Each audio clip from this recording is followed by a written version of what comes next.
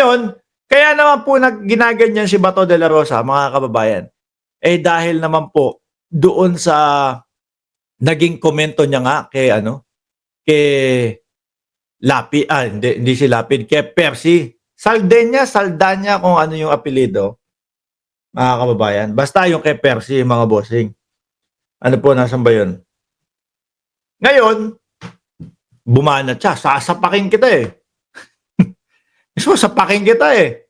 Sa kabila naman, para pumantay yung pagiging ngiwi. Di ba? Nakangiwi nga po, nakaganon.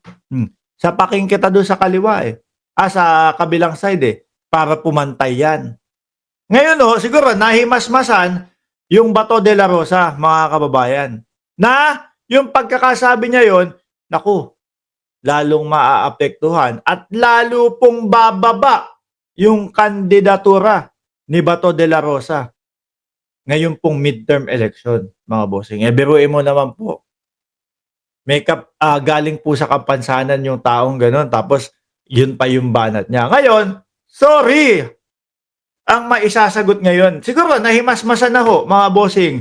Naku po, yari ang kandidatura ko dito. Malamang dumausdos lalo yung kandidatura ko dito. So ngayon, mga kababayan, basahin natin. Ronald Bato de la Rosa. The past few days have wait heavily on Filipino, especially sa aming mga Mindanaoans at ibang Cebuano-speaking people. Ayan daw po. Maraming nagalit. At dahil sa nag-empathize ako sa galit nila, nakapagbitiw ako ng mga salitang hindi maganda at nakapanakit ako ng damdamin ng iba. Alam niyo po, mga kababayan, Gina G po kasi sila dyan eh.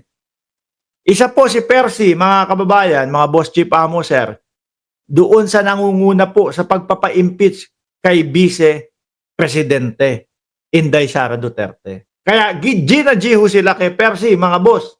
At doon pang sa ibang mga nag-umpisa ng impeachment complaint kay Vice Presidente na nilagdaan nga po ng 215 na mga congressman plus may 25 pang dumagdag o dadagdag o nakadagdag na, mga kababayan. So sa makatwido, talagang tuloy-tuloy na po.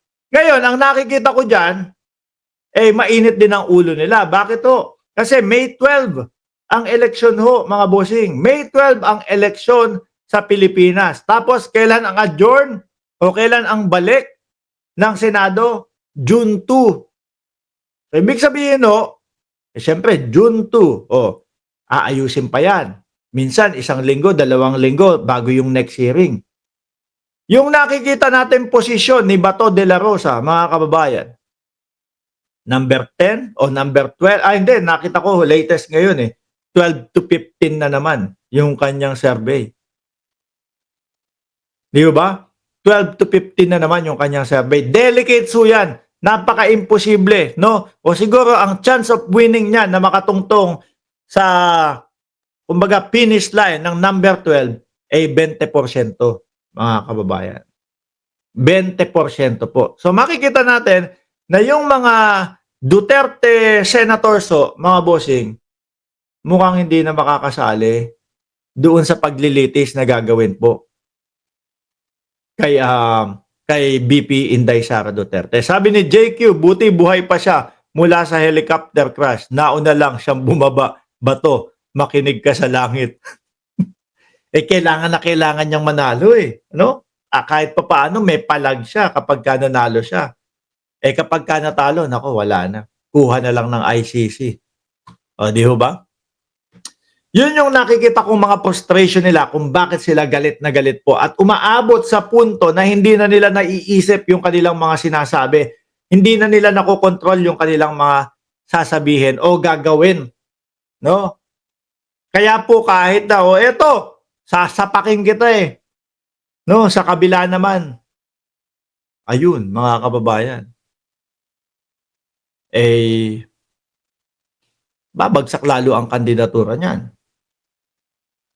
Di ba, mga bossing? Babagsak lalo ang kandidatura niyan.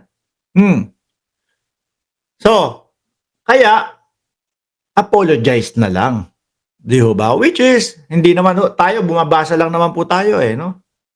Ang nakikita kong kailangan tumanggap o magsabi na, okay, tinatanggap ko ang apologize mo. Eh, yung isa po, yung si Percy, Congressman Percy, mga kababayan. Sabi niya dito, I apologize. At yan, yung sinasabi ni Sir Danilo Garbo. Oh, ako, boss, PWD, nasaktan ako sa sinabi ni Bato. At doon sa mga nasaktan po, mga kababayan.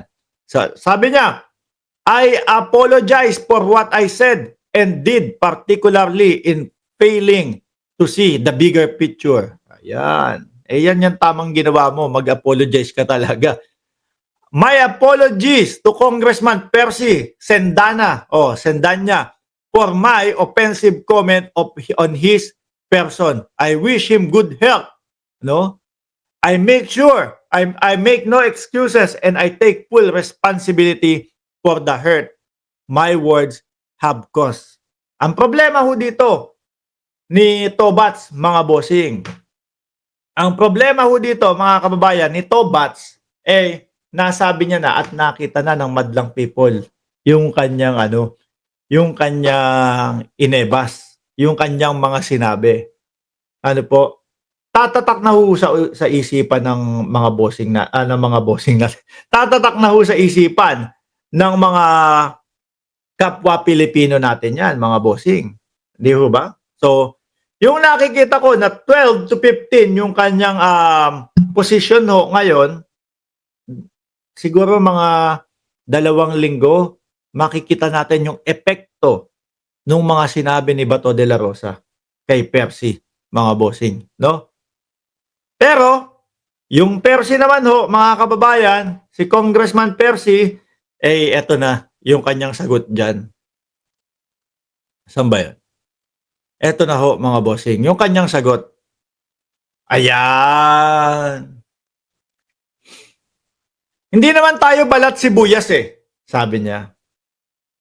Hindi naman tayo balat sibuyas. So kumbaga, okay lang talaga. Ito mga bumabakbak po to sa mga kakamping Mga bossing, mga bumabakbak ho to sa mga kakamping. Mga taga-kakamping na bumabakbak ho, mga kababayan. Sabi niya, hindi tayo balat sibuyas. Kasi ho sila, konting ganito, ganyan. Iyakan ho. Di ba? Talagang may masagka ka dyan o meron kang banatan dyan, tapos tinatanong mo sa kanila. Nako, galit na yung iba dyan. Hindi tayo balat sibuyas, pero ibang usapan when a public servant of such high position uses his voice to threaten people with violence. Yun ang nakakatakot ho, mga kababayan.